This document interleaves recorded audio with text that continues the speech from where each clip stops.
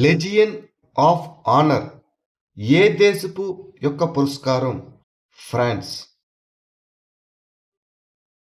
ఫ్రాన్స్కు భారత మాజీ రాయబారి అయిన జావేద్ అష్రఫ్ భారత ఫ్రాన్స్ సంబంధాలను బలోపేతం చేసినందుకు గాను 18 మార్చి 2026న లెజియన్ ఆఫ్ ఆనర్ అనే పురస్కారాన్ని అందుకున్నారు. ఈ గౌరవాన్ని పొందిన తొలి భారత రాయబారి ఆయనే. ఈ ర్యాంకును అందుకున్న ఇతర భారతీయుల్లో JR D Tata, Ratan Tata, Amartya Sen, Ravishankar, Satyajit Ray, SH రాజా మరియు మన్నాడే ఉన్నారు. తీర ప్రాంత మత్స్యకారుల భద్రత మరియు విపత్తు సంసిద్ధతను మెరుగుపరచడానికి బ్లూ వాయిస్ అనే మొబైల్ యాప్ను ఏ రాష్ట్రం లేదా కేంద్రపాలిత ప్రాంతం ప్రారంభించింది? పుదుచ్చేరి. తీర ప్రాంత మత్స్యకారుల భద్రత మరియు విపత్తు సంసిద్ధతను మెరుగుపరచడానికి పుదుచ్చేరి బ్లూ వాయిస్ అనే మొబైల్ యాప్ను ప్రారంభించింది. ఈ యాప్ వినియోగదారులకు సులభంగా అర్థమయ్యే రీతిలో నిజ సమయ, ప్రదేశ నిర్దిష్ట వాతావరణ సమాచారాన్ని అందిస్తుంది. ఇది ఆధునిక వాతావరణ హెచ్చరికలతో పాటు మత్స్యకారులు తమ అనుభవాన్ని పంచుకోవడానికి వీలు కల్పిస్తూ సముద్రంలో మెరుగైన నిర్ణయాలు తీసుకోవడానికి ఒక భాగస్వామ్య డిజిటల్ వేదికను సృష్టిస్తుంది. ఆన్లైన్లో ఫిజిక్స్ బోధించడం ప్రారంభించి ఆ తర్వాత ఒక విజయవంతమైన లెర్నింగ్ ప్లాట్ఫామ్ను సహస్థాపించిన ఒక ఎడిటెక్ వ్యవస్థాపకుడు మరియు విద్యావేత్త ఫోర్బ్స్ ప్రపంచ బిలియనీర్ జాబితాలో 2026లో చోటు సంపాదించారు. ఆ వ్యక్తి ఎవరు? అలక్ పాండే. భారతీయ విద్యావేత్త మరియు ఎడ్టెక్ వ్యవస్థాపకుడైన అలక్ పాండే ఫోర్బ్స్ ప్రపంచ బిలియనీర్ల జాబితా 2026లో చోటు దక్కించుకున్నారు. ఈ ఏడాది ఈ జాబితాలో ఉన్న 229 మంది భారతీయ బిలియనీర్లో ఆయన కూడా ఒకరు. 33 ఏళ్ల అలక్ పాండే ఇంజనీరింగ్ కళాశాల చదువును మధ్యలోనే వదిలేసి 2014లో ఆన్లైన్లో ఫిజిక్స్ బోధించడం ప్రారంభించారు. ఆయన 2020లో ప్రతీక్ బూప్తో కలిసి ఫిజిక్స్ వాలా అనే ఎడ్టెక్ ప్లాట్ఫామ్ను స్థాపించారు. ఇది వివిధ పోటీ పరీక్షల కోసం కోర్సులను అందిస్తుంది. తప్పుదోవ పట్టించే ప్రకటనలు మరియు ఔషధాల వల్ల కలిగే దుష్ప్రభావాలను పర్యవేక్షించడానికి ఆయుష్ మంత్రిత్వ శాఖ ప్రారంభించిన పోర్టల్ పేరు ఏమిటి? ఆయుష్ సురక్ష పోర్టల్. మే 30, 2025న ప్రారంభమైనప్పటి నుంచి ఆయుష్ సురక్ష పోర్టల్లో 10,000కు పైగా ఫిర్యాదులు నమోదయ్యాయని ఆయుష్ మంత్రిత్వ శాఖ నివేదించింది. ఈ పోర్టల్ ఆయుష్ ఉత్పత్తులకు అనగా ఆయుర్వేదం, యోగా, యునాని, సిద్ధ మరియు హోమియోపతి సంబంధించిన తప్పుదోవ పట్టించే మరియు అసభ్యకరమైన ప్రకటనలను అలాగే ప్రతికూల ఔషధ ప్రతిచర్యలను పర్యవేక్షిస్తుంది. మహారాష్ట్రలో అత్యధిక సంఖ్యలో ఫిర్యాదులు అనగా సుమారు 1100 నమోదయ్యాయి. వాటన్నిటికీ పరిష్కారం లభించింది. మధ్యప్రదేశ్, తమిళనాడు మరియు ఢిల్లీలో కూడా ముఖ్యమైన కేసులు నమోదయ్యాయి. ఇటీవల వార్తల్లో కనిపించిన లెజియోనైర్స్ వ్యాధి ఏ కారకం వల్ల వస్తుంది? బ్యాక్టీరియా వల్ల. లండన్ మరియు న్యూయార్క్లో ఇటీవల వెలుగులోకి వచ్చినటువంటి లెజియోనైర్స్ వ్యాధి కేసులు ప్రపంచవ్యాప్తంగా ఆందోళనను రేకెత్తించాయి. నివారణ చర్యలను పటిష్టం చేయకపోతే భారతదేశంలోని నగరాలతో సహా జనసాంద్రత అధికంగా ఉన్న నగరాలు కూడా ఇలాంటి వ్యాప్తిని ఎదుర్కోవచ్చని ప్రజారోగ్య నిపుణులు హెచ్చరిస్తున్నారు. ఈ లెజియోనైర్స్ వ్యాధి అనేది లెజియోనెల్లా అనే బ్యాక్టీరియా వల్ల కలిగే ఒక తీవ్రమైన న్యూమోనియా. ఇది అంటువ్యాధి కాదు మరియు సాధారణంగా త్రాగునీటి ద్వారా ఊపిరితిత్తులోకి వెళితే తప్ప వ్యాపించదు. రాజమార్గ్ ప్రవేశ పోర్టల్ను ఏ మంత్రిత్వ శాఖ అభివృద్ధి చేసింది? రోడ్డు రవాణా మరియు రహదారుల మంత్రిత్వ శాఖ, the ministry of road transport and highways. జాతీయ రహదారుల వెంబడి మౌలిక సదుపాయాల అనుమతులను సులభతరం చేయడానికి రోడ్డు రవాణా మరియు రహదారుల మంత్రిత్వ శాఖ రాజ్మార్గ్ ప్రవేశ పోర్టల్ను ఉన్నతీకరించింది. అనుమతి ప్రక్రియలను వేగవంతంగా మరియు మరింత పారదర్శకంగా చేయడానికి రోడ్డు రవాణా మరియు రహదారుల మంత్రిత్వ శాఖ ఈ ఉన్నతీకరించిన పోర్టల్ను ప్రారంభించింది. ఇది వ్యాపారాలు, సంస్థలు మరియు పౌరులు రహదారుల వెంబడి ఇంధన కేంద్రాలు, రెస్టారెంట్లు మరియు విశ్రాంతి కేంద్రాలు వంటి సౌకర్యాలను ఏర్పాటు చేయడానికి ప్రవేశ అనుమతులను పొందడానికి వీలు కల్పిస్తుంది. పిఎం పోషణ్ అనేది ఏ మంత్రిత్వ శాఖ పరిధిలోని కేంద్ర ప్రాయోజిత పథకం? విద్యా మంత్రిత్వ శాఖ.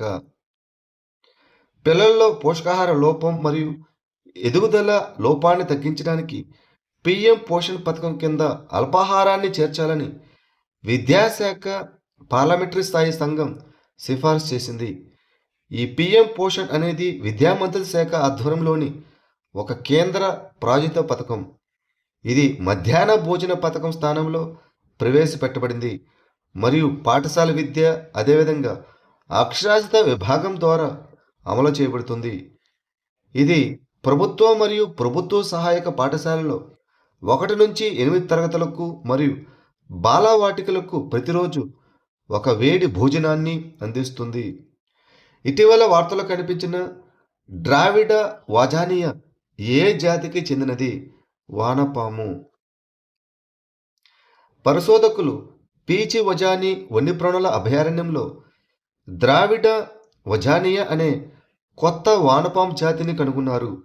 ఇది కేరళలోని వజాని డ్యామ్ సమీపంలో కనుగొనబడింది. ఇది ప్రధానంగా దక్షిణ, ఆగ్నేయ మరియు తూర్పు ఆసియాలో కనిపిస్తుంది. ఇది బారివెల్లి జాతుల సమూహానికి చెందిన ఒక చిన్న శరీరం గల వానపాము. ఈ ఆవిష్కరణతో భారతదేశం నమోదైన ద్రావిడ జాతుల సంఖ్య 83కి పెరిగింది. పశ్చిమ కనుమల్లో ఇప్పుడు 55 ద్రావిడ జాతులు నమోదయ్యాయి. ఇది అక్కడి గొప్ప జీవ వైవిధ్యాన్ని తెలియజేస్తుంది. సన్నని శరీరం గల హంతక కీటకమైన మయోఫ్రెన్స్ కెంపి ఇటీవల భారతదేశంలోని ఏ ప్రాంతంలో కనుగొనబడింది? అండమాన్ దీవుల్లో. పరిశోధకులు దాదాపు 100 సంవత్సరాల తర్వాత అండమాన్ దీవుల్లోని సున్నపురాయి గుహల్లో మయోఫ్రెన్స్ కెంపి అనే కీటకాన్ని తిరిగి కనుగొన్నారు. ఇది రొడివిడే కుటుంబానికి చెందిన సన్నని శరీరం గల ఒక హంతక కీటకం.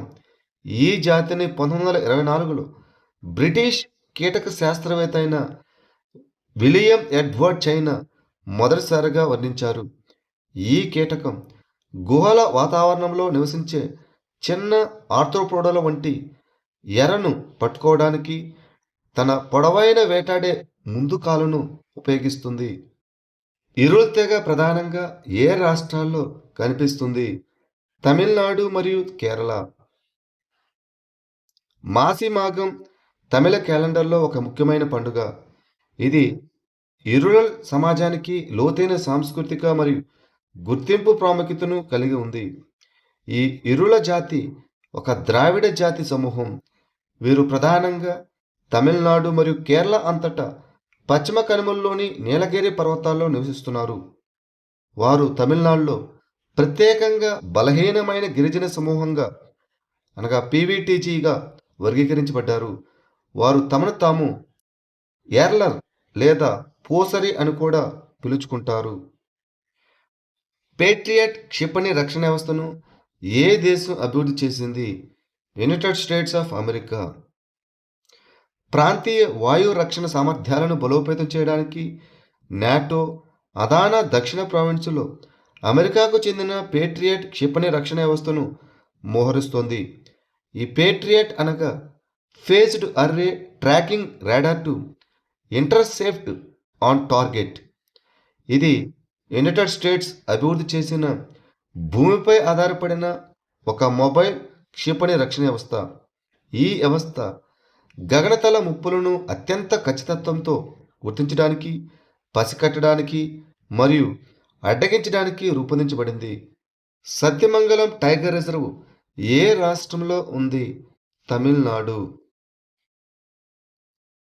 సత్యమంగళం టైగర్ రిజర్వ్ తమిళనాడులోని అతిపెద్ద వన్యప్రాణుల అభయారణ్యం మరియు నీలగిరి బయోస్ఫియర్ రిజర్వ్లో ఒక భాగం. ఇది పశ్చిమ కనుమలు మరియు తూర్పు కనుమల మధ్య ఒక కీలకమైన కారిడార్గా పనిచేస్తున్నది. ఇది Bandipur tiger reserve, Mudumalai tiger reserve మరియు బిఆర్టీ టైగర్ రిజర్వ్లకు ఆనుకుని ఉంటుంది. స్వామిత్వ పథకాన్ని ఏ మంత్రిత్వ శాఖ ప్రారంభించింది? పంచాయతీరాజ్ మంత్రిత్వ శాఖ, the ministry of Panchayati Raj. Swamitva పథకం కింద 11 మార్చి 2026 నాటికి లక్ష్యంగా పెట్టుకున్న 3.44 లక్షల గ్రామాల్లో 3.29 లక్షల గ్రామాల్లో డ్రోన్ సర్వేలు పూర్తయ్యాయి. 1.87 లక్షల గ్రామాల్లో మొత్తం 3.10 కోట్ల ఆస్తి కార్డులు తయారు చేయగా వాటిలో 2.65 కోట్ల కార్డులు ఇప్పటికే లబ్ధిదారులకు పంపిణీ చేయబడ్డాయి. 24 ఏప్రిల్ 2020న ప్రారంభించబడిన ఈ స్వామిత్వ పథకం పంచాయతీరాజ్ మంత్రిత్వ శాఖ ఆధ్వర్యంలోని ఒక కేంద్ర రంగ పథకం. 40వ ఆహార్ అంతర్జాతీయ ఆహార మరియు ఆతిథ్య ఉత్సవం ఎక్కడ నిర్వహించబడింది? న్యూఢిల్లీ. వాణిజ్య పరిశ్రమల శాఖ మంత్రి పీయూష్ గోయల్ న్యూఢిల్లీలో 40వ ఆహార్ అంతర్జాతీయ ఆహార్ ఆతిథ్య మేళాను ప్రారంభించారు. ఈ మేళాను ఆహార శుద్ధి పరిశ్రమల మంత్రిత్వ శాఖ మరియు ఇండియా ట్రేడ్ ప్రమోషన్ ఆర్గనైజేషన్ సంయుక్తంగా 2026 మార్చి 10 నుంచి 14 వరకు నిర్వహించారు. ప్రస్తుతం భారతదేశం ప్రపంచవ్యాప్తంగా 7వ అతిపెద్ద ఎగుమతిదారుగా ఉంది. రైతులు, మత్స్యకారులు సుమారు 5 లక్షల కోట్ల విలువైన వ్యవసాయ, సముద్ర ఉత్పత్తులను ఎగుమతి చేస్తున్నారు. ఈ మేళాలో ఇటలీ మొదటిసారిగా దేశ భాగస్వామిగా పాల్గొన్నది.